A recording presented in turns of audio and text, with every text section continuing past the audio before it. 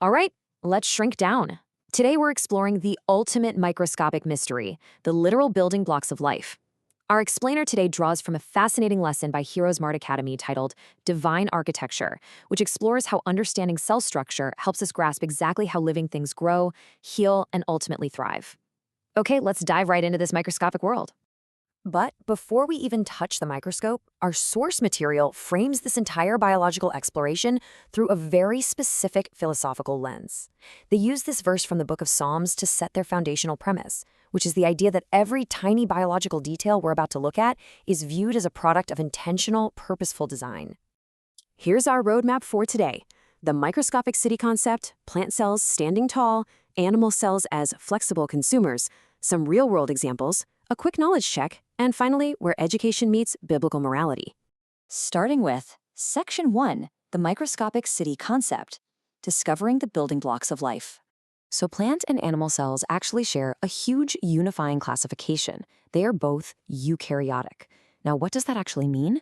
Well, think of a eukaryotic cell like a super busy, highly organized microscopic city.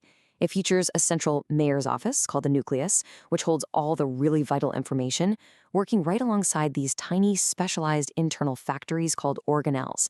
And every single organelle has a specific job to keep the city running smoothly. Moving right along to Section 2, plant cells, standing tall, exploring plant city.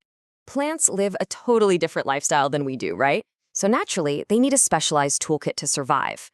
First off, they're equipped with a rigid outer cell wall. This is literally what allows them to stand firm and grow tall, reaching for the sun. Second, they have these absolutely incredible solar power plants called chloroplasts. These contain chlorophyll, which allows the plant to manufacture its own food through photosynthesis. And finally, they feature giant water towers known as large central vacuoles. These store water and nutrients, and they maintain the internal pressure needed to keep the plant fully hydrated and upright. Section 3. Animal cells, flexible consumers, exploring animal city. This is where the core differences really pop. Unlike those rigid plant cells, animal cells just ditch the walls completely. This gives them a flexible, often round or kind of irregular shape. And since animal cells don't have those amazing chloroplast solar panels, they obviously can't make their own food from the sun. Instead, they're consumers. They actually have to hunt down and digest food from their environment rather than just manufacturing it. Section 4. Real-world cell examples. Let's see these cells in action. So it's really all about how form follows function. Think about a leaf versus the skin on your arm. That leaf is packed with chloroplasts to literally make sugar directly from sunlight, while your skin cells are relying entirely on the energy you get from eating a sandwich. Or think about strength. A massive oak tree stands upright simply because of billions of rigid microscopic cell walls. An animal, however, relies on a macrostructure of bones and muscles to hold up its flexible cells. Oh, and hydration? That massive plant vacuole acts like an internal water balloon. Keep it full and the plant is totally firm, but if it loses that water pressure, the entire plant noticeably wilts. Section 5, quick knowledge check. Time for an interactive homework review based on the source. All right, first question. Can you name 2 pieces of infrastructure found in plant cells, but definitely not in animal cells? Well, the source actually highlights 3. The rigid cell wall, those food-producing chloroplasts, and that giant central vacuole. Question 2. What is the primary job of those brilliant green chloroplasts? You guessed it, photosynthesis, literally catching the sun's rays to magically manufacture usable food. Question 3. If plants absolutely need rigid cell walls just to stand up straight, how do animals pull it off without them? Animals rely on the larger framework of their bones and muscles for support, and that's what allows their microscopic cells to stay totally flexible. Final question. Let's rewind to the very beginning. What do plant and animal cells actually have in common? They are both eukaryotic cells, meaning they both function with a central nucleus and a whole busy workforce of little organelles. And finally, Section 6, Education Meets Biblical Morality, looking at the heroesmartacademy philosophy.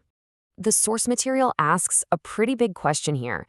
How does that psalm we looked at earlier about being knit together actually connect with the complex design of these cells? According to the lesson, they argue that these brilliant, distinct differences between plant and animal cells perfectly reflect an intentional, tailored design. The idea is that every living creature was given exactly what it needs to fulfill a very specific purpose. Heroesmart Academy really intertwines this biological lesson with their broader educational philosophy. They argue that just being scientifically educated without a moral compass is actually dangerous. Their framework suggests that education without morality ultimately just leads to bad choices that cause hurt in the world. So they argue that true understanding has to unite factual science with biblical morality. To wrap up our explainer, the lesson leaves us with this quote from the book of Romans, arguing that a spiritually focused mind is what brings life and peace. Ultimately, the core takeaway from this source isn't just about the biological difference between a cell wall and a flexible membrane. It's a philosophical proposition. Does understanding the microscopic design of the world change how you view your purpose in the macroscopic one? We'll leave you to ponder that. Thanks so much for joining us.